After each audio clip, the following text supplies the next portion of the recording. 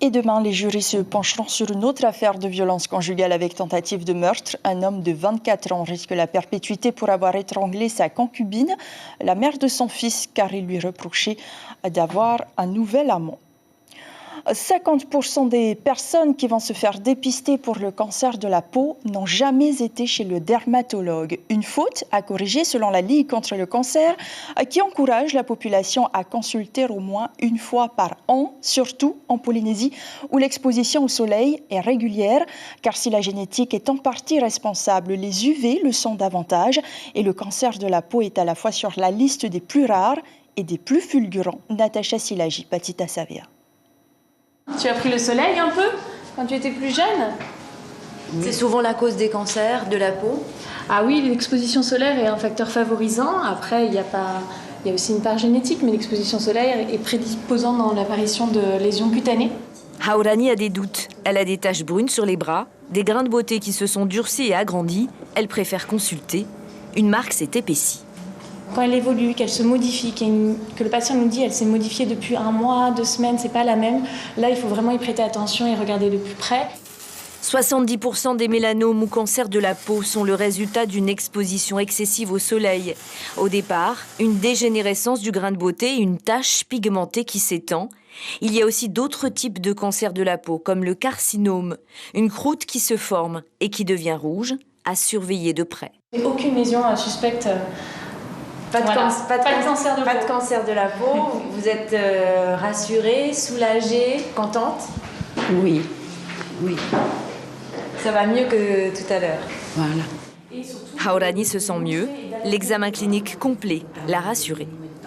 Dans 3 mois, elle revient, comme ça je recontrôle des lésions à contrôler, on traite celles qu'on doit traiter. C'est surtout ça l'objectif des journées, c'est de sensibiliser la population sur la nécessité de contrôler, de faire des contrôles réguliers. Déjà de se faire dépister lorsqu'on pense qu'il y a quelque chose qui ne va pas. Et si tout va bien, tant mieux. Mais par contre, souvent on préconise des contrôles. Et là aussi, il faudra s'attacher à venir, à respecter les délais de contrôle.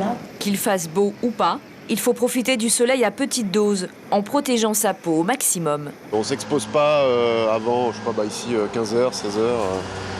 Et on fait attention. Moi, je mets un lycra aussi pour le soleil. Donc, Maintenant, tu sens le soleil.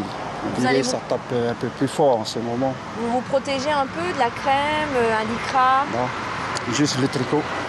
Pas de chiffres en Polynésie où les dermatologues affirment que les cancers de la peau sont nombreux. On dénombre 15 000 nouveaux cas par an dans l'Hexagone.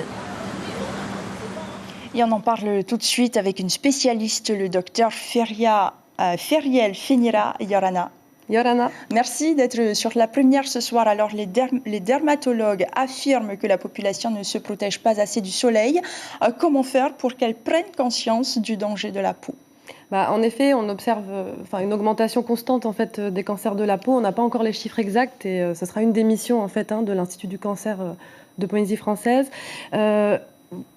Il faut en effet être sensibilisé à ce problème et c'est le but des journées du dépistage, c'est de prévenir. Il faut déjà savoir que le soleil est un facteur de risque de cancer de la peau.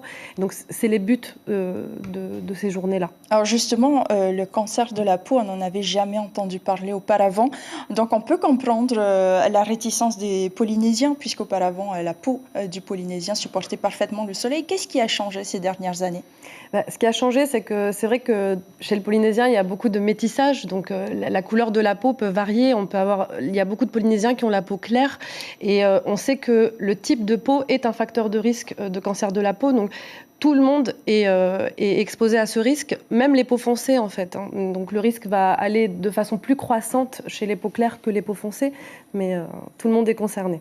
On dit aussi que le soleil est nuisible, mais il est aussi indispensable au fonctionnement de l'organisme. Il agit positivement sur le moral. Ici, c'est compliqué aussi de se couvrir totalement. Comment en profiter et s'en protéger en même temps? En effet, tu as tout à fait raison. En fait, il y a des petites choses simples à respecter. C'est par exemple les heures d'exposition. On sait que le soleil est dangereux à certaines heures. Donc, on va plutôt éviter le soleil entre 10h et 15h ici en Polynésie parce qu'on est exposé toute l'année. Donc, si on veut préserver sa peau, c'est s'exposer avant 10h et après 15h. Se protéger avec des casquettes, des chapeaux et des vêtements couvrants, des lycras. c'est Mettre déjà de la crème solaire aussi. La crème solaire, c'est aussi quelque chose d'indispensable, mais il faudrait en mettre toutes les 2 heures. Et le mon-œil est très mauvais. Le mon-œil est dangereux et mauvais pour le soleil. Face au soleil, ça risque d'encore plus exposer en fait la peau. Donc, on comprend bien que le soleil en après-soleil, en après-solaire, mais pas... On a bien compris. Le soleil, donc, qui est la cause principale du cancer de la peau, mais il faut savoir aussi que c'est héréditaire. Est-ce que ces personnes-là doivent redoubler de vigilance? Exactement. On sait qu'il y a des facteurs de risque qui sont génétiques. Donc, les personnes qui ont eu dans la famille déjà une personne qui a eu un cancer de la peau a un risque plus élevé. Et puis, il y a aussi des facteurs génétiques selon la couleur de la peau. Donc, les patients qui ont la peau blanche, les roux, les blonds, les yeux clairs vont être plus à risque. Donc, ils vont bien sûr redoubler de vigilance. Il faut aussi s'entraîner à l'autodépistage, donc c'est aussi le but de nos consultations de dermatologues, c'est de sensibiliser le patient à connaître sa peau, à la vérifier régulièrement, et puis ensuite la fréquence de consultation chez le dermato sera définie par nous en fait. Pour terminer, vous l'avez dit, nous n'avons pas de chiffres encore en Polynésie, mais selon la présidente de la Ligue contre le cancer, en Polynésie, le mélanome représenterait 10% des cancers de la peau. Lorsque l'on est atteint, combien de temps il nous reste à vivre? Alors, avant d'arriver à ça, on en est loin. Il faut savoir que quand on dépiste un mélanome, la plupart du temps, on le retire avec une intervention chirurgicale et la plupart du temps, ça peut être au cabinet du dermatologue. Dans 80% des cas, on va guérir du mélanome. Il y a des cas plus graves, bien sûr. Dans 20% des cas, le mélanome peut s'étendre à la peau, aux ganglions et aux organes. On va parler de mélanome métastatique. Et là, on va confier le patient aux oncologues et on va entrer dans des lignes de chimiothérapie. Et là, la maladie peut être mortelle. On peut en avoir pour 6 mois à 2 ans. Mais bon, c'est très rare, ces cas-là. Le plus fréquent, c'est de retirer la lésion. Et, voilà. L'information en continu sur Polynésie la première, Internet et réseaux sociaux.